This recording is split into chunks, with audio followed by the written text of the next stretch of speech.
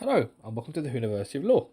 In today's video I'm going to be unboxing and reviewing this Doctor Who, the Sixth Doctor Adventures, the Quin Dilemma. So for those of you who don't know, the Quin Dilemma is the 40th anniversary celebration of the Sixth Doctor as portrayed by Colin Baker, who made his debut in March 1984 in the Caves Under Zani Part 4, and for only the second time in history, his debut story, started a week later. The only other time that's ever happened is with the first and second Doctors. We went from 10th Planet Part 4, when the second Doctor was born, to his first full story being the week later, and that was done here. He got his story called The Twin Dilemma, his debut story, broadcast at the end of Peter Davison's final season as Doctor Who. So it was kind of, season 21 was kind of like Davison's last, with the first story of Colin Baker tagged on at the end. So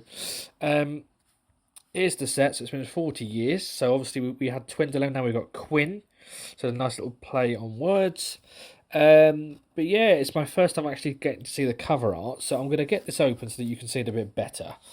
And then we can kind of look at the cover art, and I'll go through my thoughts with you on the story. So here it is, the Quin Dilemma.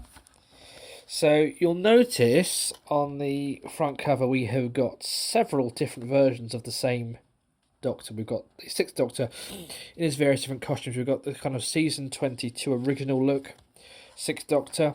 We've got the blue coat variant from the Big Finish audio dramas.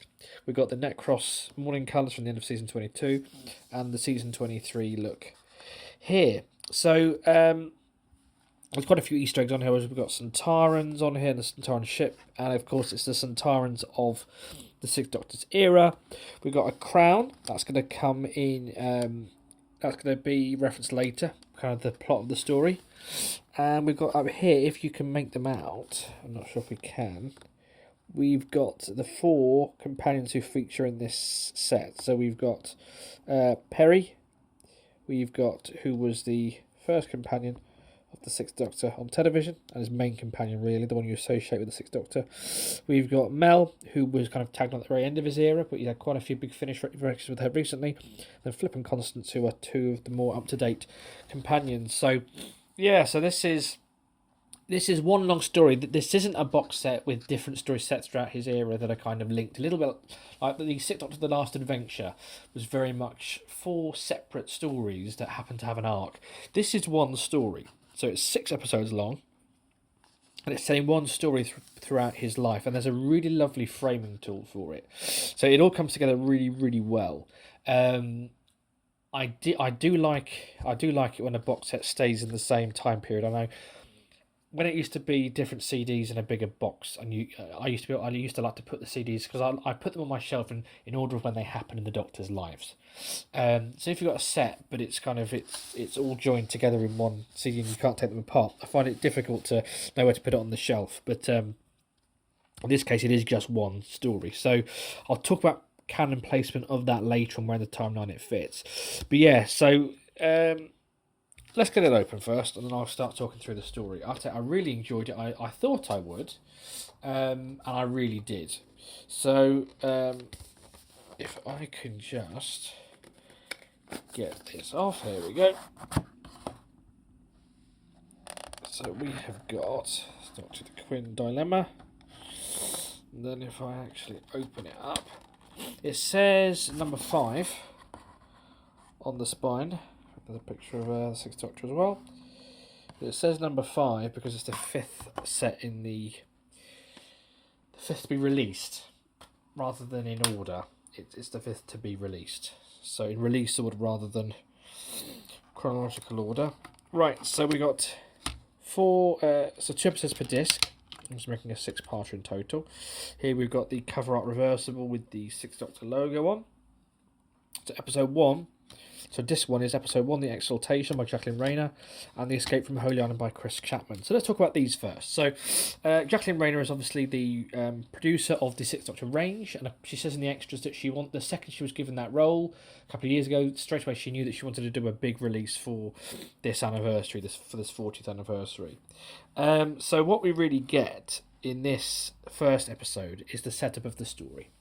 So the idea is that the Sixth Doctor and Mel, so it's set towards the end of his life, they land on this planet where the king is about to choose his successor, but he has 6 sons, and they're Quins, and his wife has gone missing, and the only person who knows, and she was the only person who knows which Quin was born first. So he can't give it to the eldest son because he doesn't know who the eldest son is.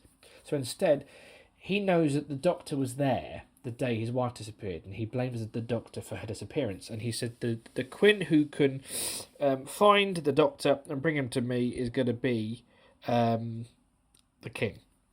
And that's the premise. So basically, his sons get scattered throughout, not time. There's several 6 Doctors in the same time zone, and they're basically scattered throughout that sort of time zone, basically, to track down the 6th Doctor and bring the head of the Doctor to their father, basically.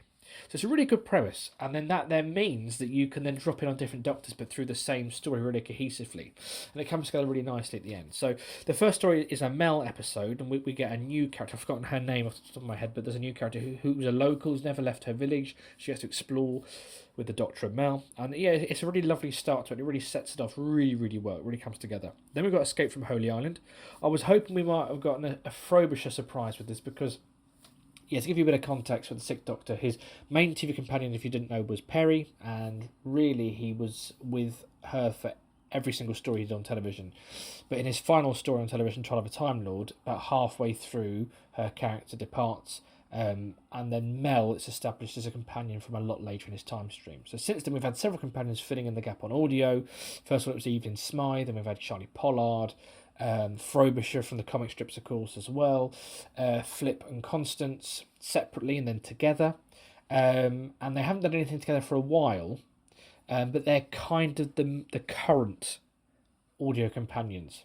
But while Colin hasn't been working with those 2 actors recently, he's been going to the end of his Doctor's life and doing some work with Mel and a new companion called Hebe.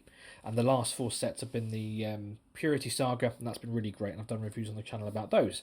So that's kind of the most sort of up-to-date there. So it's really looking at his 2 television companions and his kind of current audio companions, as it were. I did wonder whether we might get some surprises, maybe some surprise cameos from Charlie Pollard or Frobisher. I'll come to that later. We don't. But I thought he might have been in this one because The Holy Terror was his audio drama that he did. So I did wonder whether they might kind of sneak it. And they made a few little hints about Frobisher recently, so it's still a possibility that he might at some point, but he doesn't. As I say, I'll come back to that later.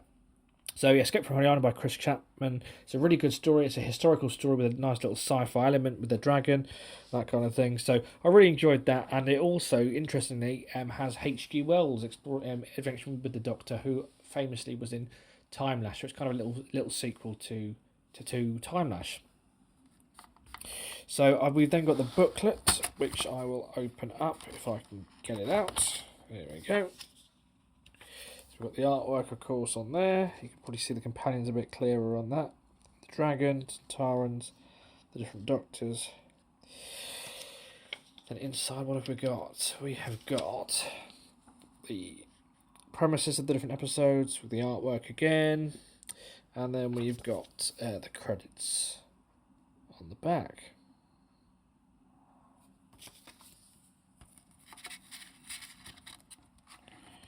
Okay, let's go to disc 2.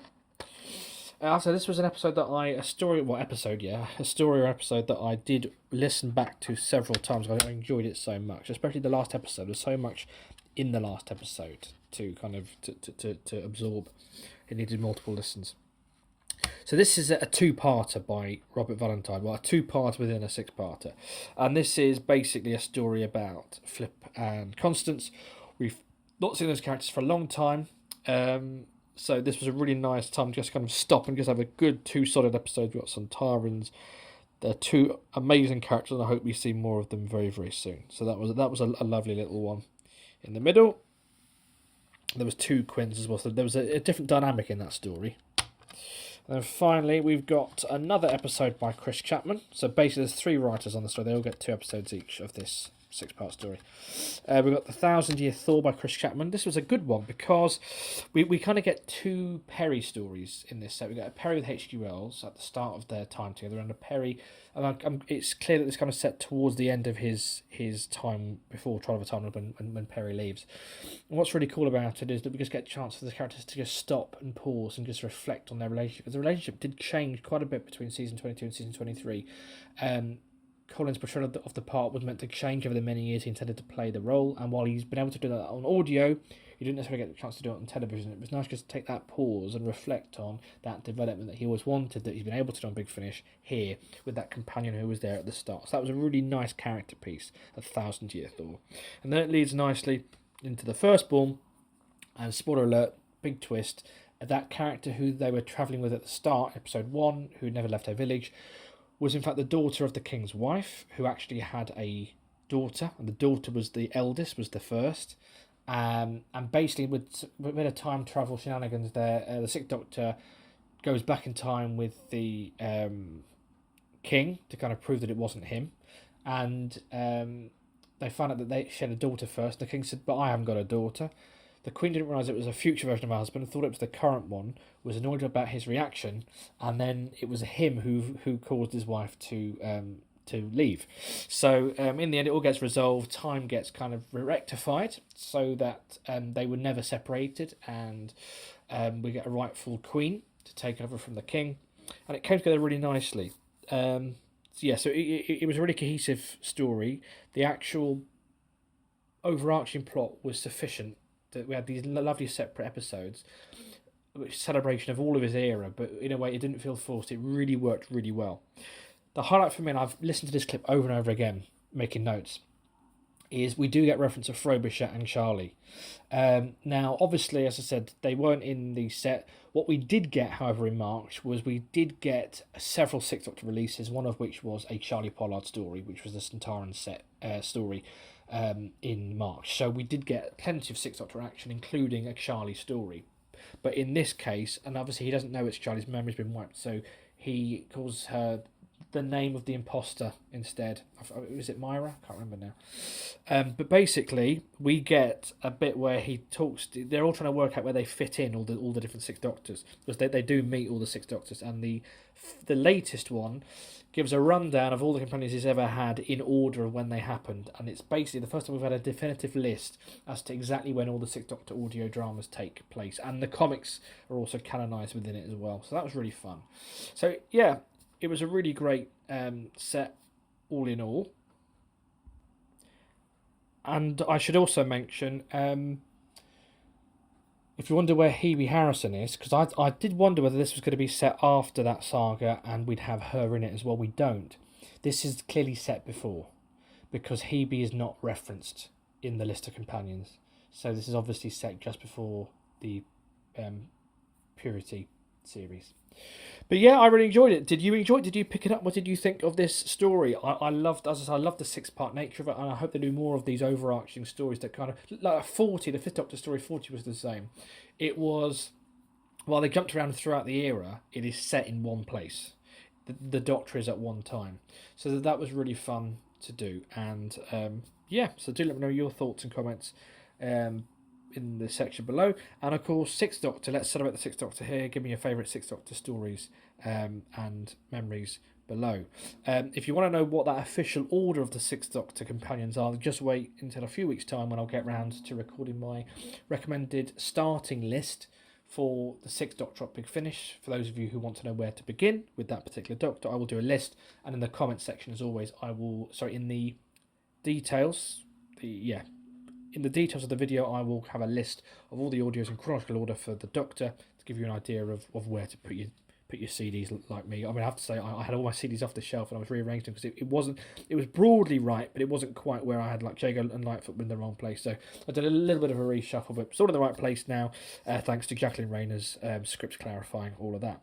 As always, don't forget to like and subscribe. I look forward to speaking to you soon.